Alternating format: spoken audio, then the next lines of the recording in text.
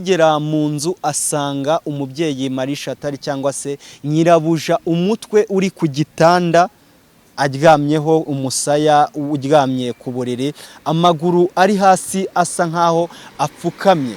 Ntiyigeze amukoraho, yaje guhita agenda abwira uyu nguyu Faustin yamwishe amuteye ibyuma, akaza guhita atoroka, na n'uyu munsi akaba atari yafatwa cyangwa se inzego z'umutekano.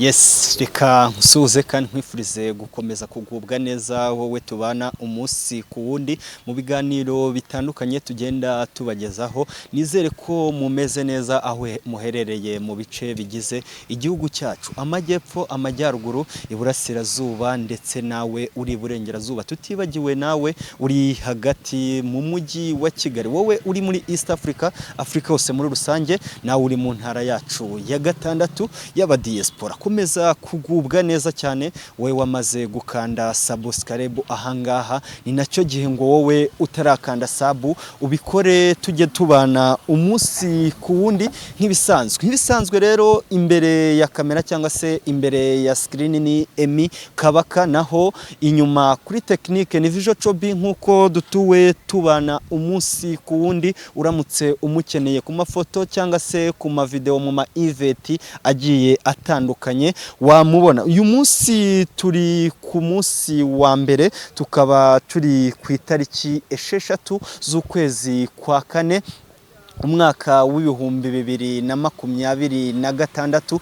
turi ahangaha ku bitaro bya Kacyiru cyangwa se Rwanda Forensic Institute, aho twaje gukurikira umuhango wo gufata umubiri w'umubyeyi witwaga umubyeyi Marie Chantal. Uyu nguyu akaba yaritabye Imana ku itariki ya mbere y'ukwezi kwa kane, aho yahitanywe n'umugabo we babanaga ariko bitemewe n'amategeko. Uyu umubyeyi Marie Chantal yaratuye hariya muri Masaka. Ni inkuru yabaye n'ubundi nkuko nari mbabwiye hejuru ku itariki ya mbere y'ukwezi kwa kane umwaka w'ibihumbi 2026 mu ijoro rishyira n'ubundi kuwa mbere cyangwa se mu rukerera, ubwo uyu nguyu witwaga umubyeyi Marie Chantal uyu munsi wamaze kwitaba Imana, aho yatahanye n'umugabo we n'ubundi witwaga Umaze Kabiri Faustin. Baza gutaha mu masaha ngo y'isa 9 z'ijoro, aho bari bavuye mu kabari bacururizagamo. Baza kugera mu rugo, baza kugirana amakimbirane. Abaturage mu byo bagiye batubwiye ko abangaba n'ubundi nubwo babanaga bari batuwe bagirana amakimbirane yo mu rugo, aho bivugwa ko uyu nguyu Umaze Kabiri Faustin cyangwa se Faustine yajyaga afuhira umugore we. Uyu Faustine yari afite imyaka 20. Uyu nguyu Faustine wahitanye umubyeyi Chantal, uyu munsi wa none inzego z'umutekano ziracyamushakisha kuko yamaze kumwica muri icyo gitondo ahita acika. Uyu nguyu Faustin afite imyaka 44, naho uyu mubyeyi wamaze kwitaba Imana cyangwa se wamaze kuva ku isi y'abazima, umubyeyi Chantal yari afite imyaka 37, aho uyu mubyeyi asize abana 3, akaba yari afite umwana umwe ari we yari yarabyaranye n'uyu Faustin.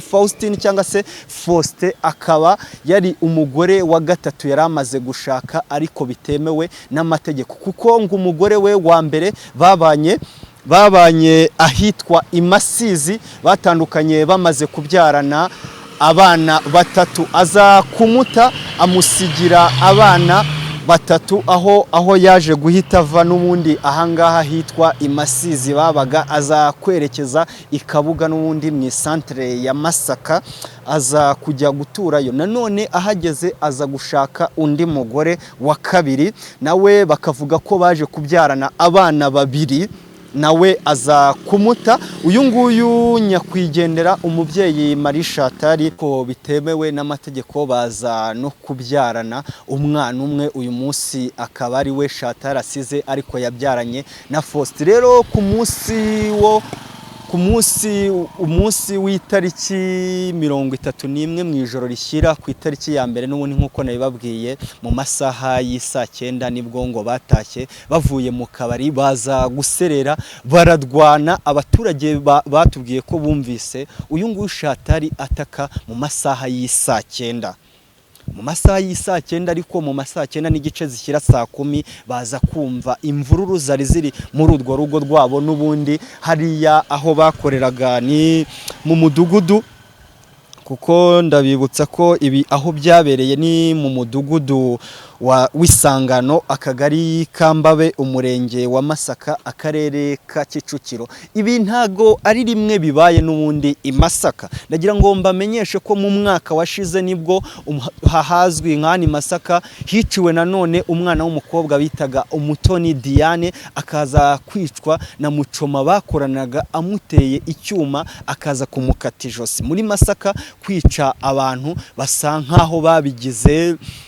sinzi uko nabyita. Abaturage nibo tujya tuganira kenshi bakavuga ko yego nkuko ibingibi bikaba byarabaye n'ubundi muri urwo rukerera, aho isaha y'isa 10 cyangwa se saa 9 n'igice imvururu zari zamaze guhagarara. Mu masaha ya mu gitondo umuyobozi w'umudugudu ndetse n'ushinzwe umutekano nk'uko narindi kwibabwira muri uriya mudugudu yaje kwerekera ahangaha umubyeyi Marie Shatari yaratuye yabanaga na Faustin kugira ngo bababaze etise bababaze impamvu bahungabanya umutekano w'abaturage muri iryo joro. Baje kuhagera bahasanga umukozi wabakoreraga mu rugo cyangwa se wabafashaga imirimo yo mu rugo. Baza kumubaza bati se mabuja ndetse na bosi wawe bari hehe? Umukozi ababwira ko atabizi, ko bashobora kuba banagiye. Baza kumubwira bati widukinisha, genda urebe mu nzu urebe niba bagihari. Umwana babakoreraga n'ubundi se cyangwa se wabafashaga imirimo yo mu rugo yaje kugenda ajya mu nzu. Akigera mu nzu asanga umubyeyi Marie Shatari cyangwa se nyirabuja umutwe uri ku gitanda aryamyeho, umusaya uryamye ku buriri, amaguru ari hasi asa nkaho apfukamye.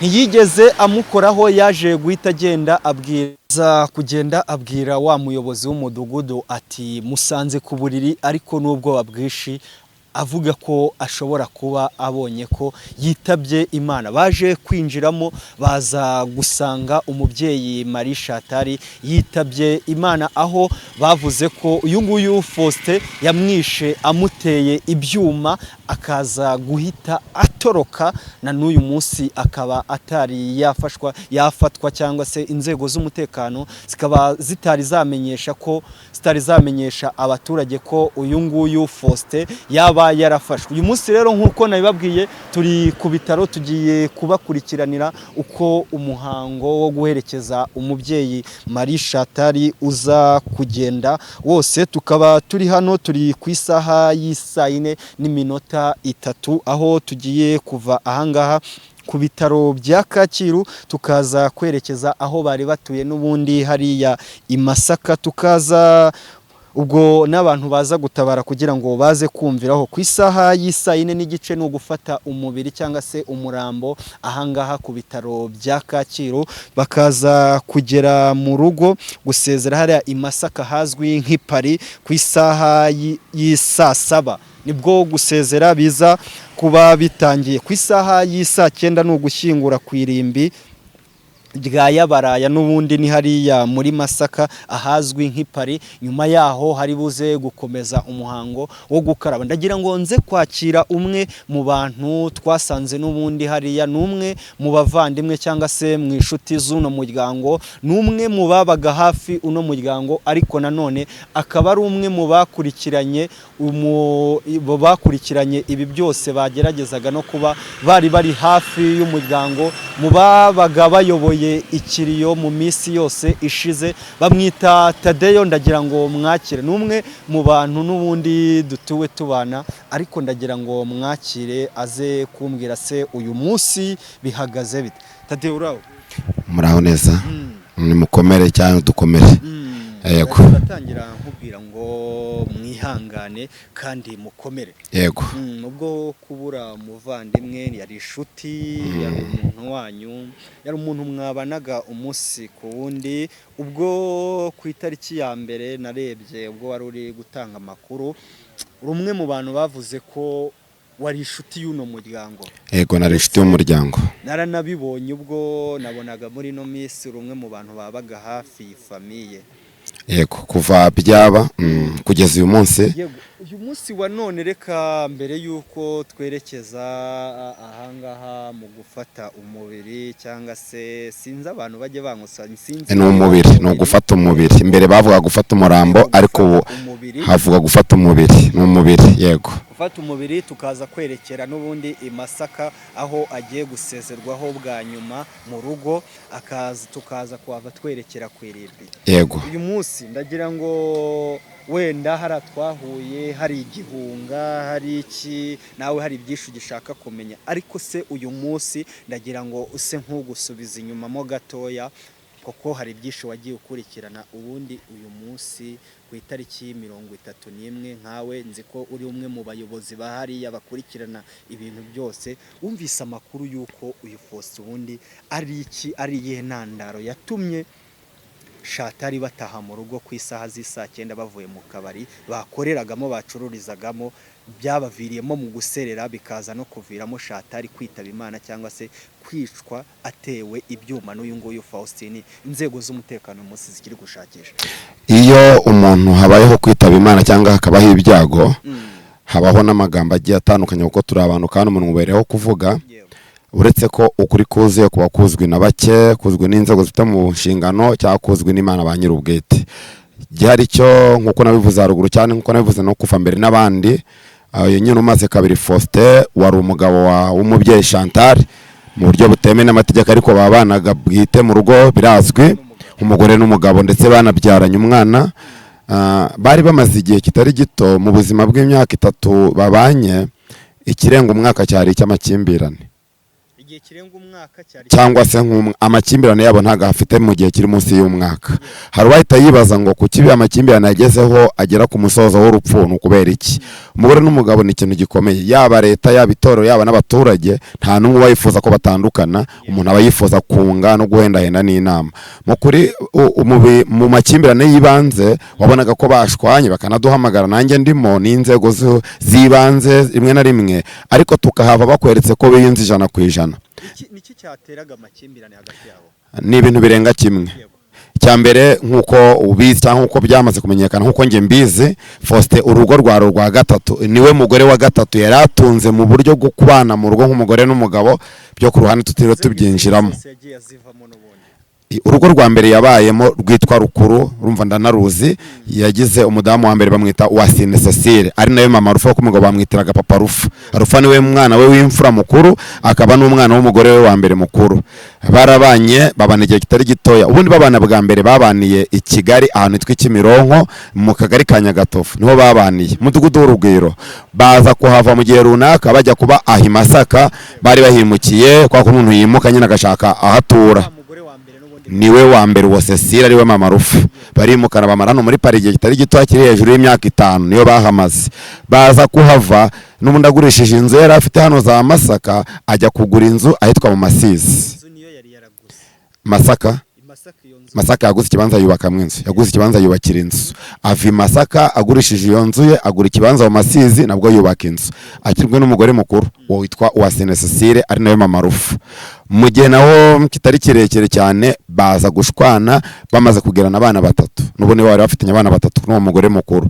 Ashaka undi mugore wa kabiri, cyangwa se agira umugore wa kabiri. Umugore wa mbere nawe bari babanye bitemewe n'amategeko. Bose nta mugore barasezerana. Muri abo bose ko ari 3 nta barasezerana mu mategeko, nta numwe. Nuko bagenda babana, bamaze gutandukana n'uwo Uwasine Cecile mu buryo bwabo, ndetse n'ababikurikirana badukurikiye hano nabo n'inzego z'ibanze zaho zabigiyemo ku rwego rukomeye. Habaho ndetse no gutandukana bisa nk'ibyemewe n'amategeko nubwo babanye amategeko atabyemera, ariko inzego zibanze zabigiyemo barafite n'amafaranga icyo gihe baragabura pourcentage ku mugabo n'indi pourcentage ku mudamu, buri umwe akikomereza ubwe buzima n'abana babagena uko bazabaho. Abo mu murenge wa Bumbogo mu kagari ka Masizi aba barabizi, mu kagari ka Nyabikenke mu mudugudu wa Masizi barabizi.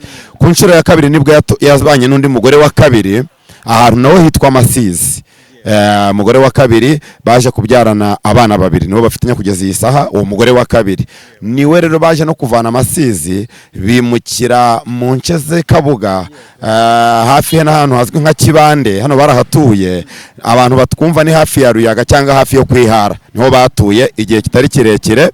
Bahava bongera basubira iyo basubiye za Kigali, ahubwo wayongera ava za Kigali agaruka muri Paris, ari naho yabaniye n'uyu umubyeyi Chantal.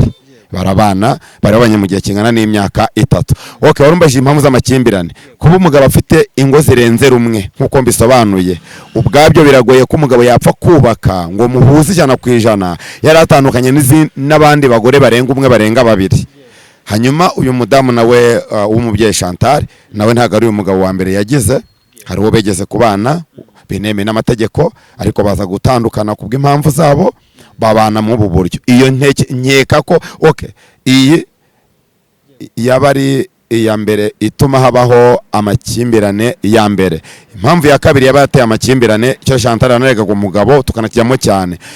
Papa Rufiho umaze kabiri Faustin mu kubahiriza inshingano z'urugo, ziko umugabo yahize inshingano nyinshi harimo n'imihahire. Tutabeshye byageze igihe abatakibikora no ku kigero cya 2/10 atakibikora, bagakunda gushyamirana. Umugore akamubwira ati waretse, kuko umugore azi gukora cyane, abantu bose barabizi, afite na kano kabari aninjiza, waretse nkinjiza ngashaka ibitunga umuryango, ariko nawe ugashaka ibidushyigikira.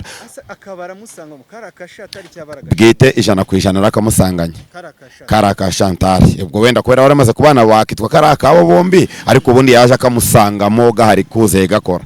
Yego kumubwira ati reka mpahe bimwe, ndi muri business nawe ukora business. Ndibuka ibi ngewe ndabizi nabihagaze hano nka batatu, namubwiye ati basi jya wishyura inzu, kinzu babagamo yari ubukode, baramaze kuzuza inzu yabo ariko batari bayibamo. Jya wishyura inzu nanjye ibindi byose byo mu rugo mbisabwe kandi mbikore. Rimwe n'imwe nabyo bikanamunanira. Ntekereza ko ari amakimbirane. Hanyuma kuri finali ku itariki 31 z'ukwezi kwa gatatu bucyari ya mbere y'ukwa kane, icyo bapfuye cyanyuma ntabeshya ntago ndi bukivugire kuri mikoro kuko tucyumva ntago turabona gihamya cyacyo. Watubwira ariko ibyo wumva nkuko bivuze ati nibyo numva niki cyumva nawe. Okay, banza no muri interrogation babivuzemo twumva ko bivugwa ko haje kubaho gahunda zo gufuhirana, umwe agafuhira mugenzi we. Urumva ni umugabo yaragize abagore babiri bazwi, hari igihe adomoka akajya gusuza umugore umwe, birashoboka umukuvayo Chantal ntabifate neza. Niba Chantal agize undi mugabo cyangwa nk'umuntu mu by'ukuri ugira kaye no kwakira abakira amaho kabarike cyane ko yari we wa mbere ubakire, yari ushinzwe kwakira amafaranga, afite kwanza kontabure we, ariko kandi yakora mu buryo bwa service n'ibindi, ashobora gutanga care umugabo akabireba ukundi. Ntekereza ko ari byo byari bifitemo amakimbirane, gufuhirana n'ibindi. Wanyemera tugasoza barimo baradukenera. Yego.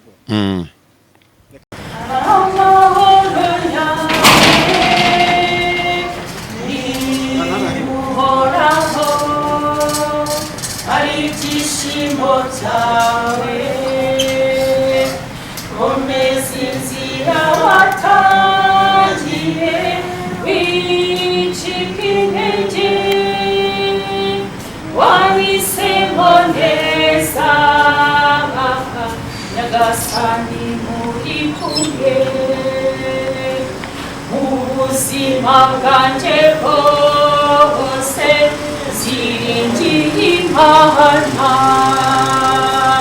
nimbona ngiye gutsindwa z'amazimana niyo nyir'ubuvunyi niyitanga imbaraga ubwo namenye kw'inkunda zajya nihungiraho niyo mukiro nibuhoraho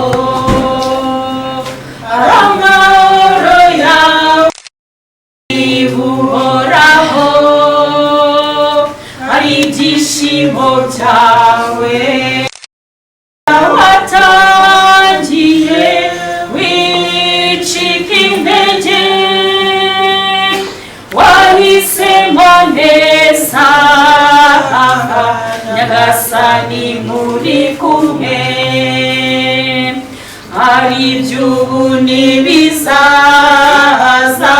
nta kizaduta Imana yadukunze bitagira urugero byageze aho itanga Yezu Kristu ngo adukize ubwo namenye kwinkunda nzajya nyihungiraho niyo mukiro nibuhoraho ari amahoro yawe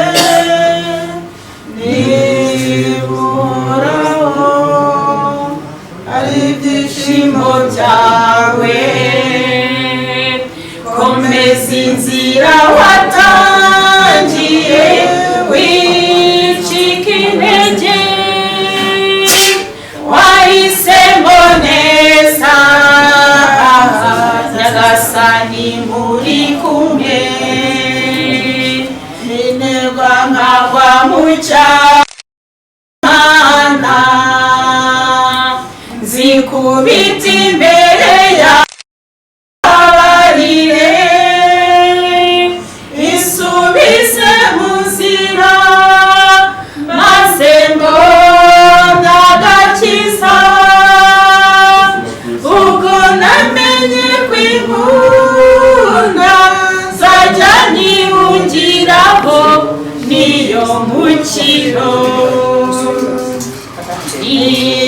nibuhoraho ari amahoro yawe nibuhoraho ari ibyishimo byawe komeza inzira watangiye wicika intege wahisemo neza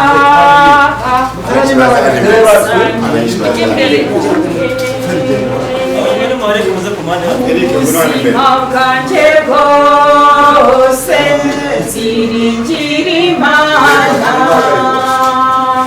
nibwo ntangiye gutsindwa nzambaza Imana